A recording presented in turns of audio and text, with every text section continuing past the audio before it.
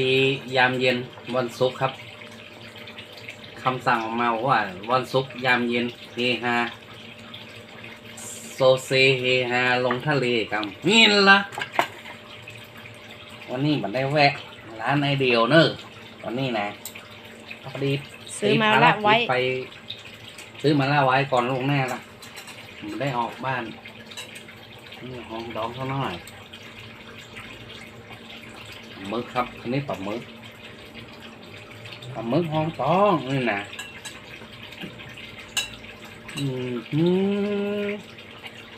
อันนี้คือรสชาติเลยครับ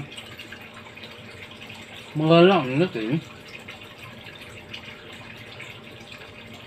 ขออนุญาตน้อย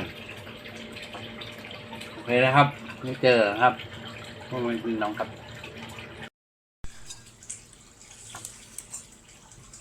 ตัวกุ้ง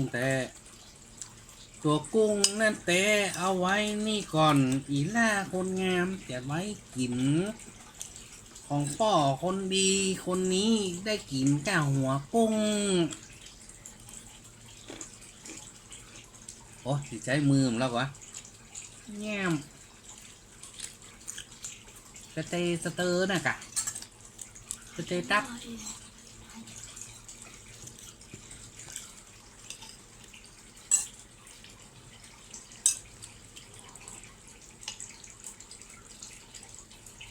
โอ้ยยังดับปิ้งลำหัวเจ้า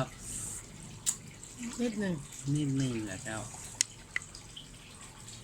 อร่อยไหมคะแต่ว่าไม่เลิกพูดมันจะแต่เจ้าหย่อนน้อยเงียนมึงแปะ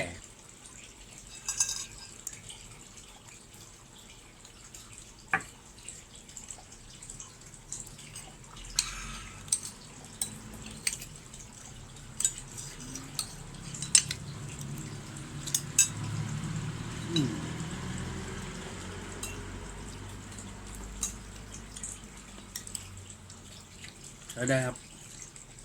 ยำปลาหมึก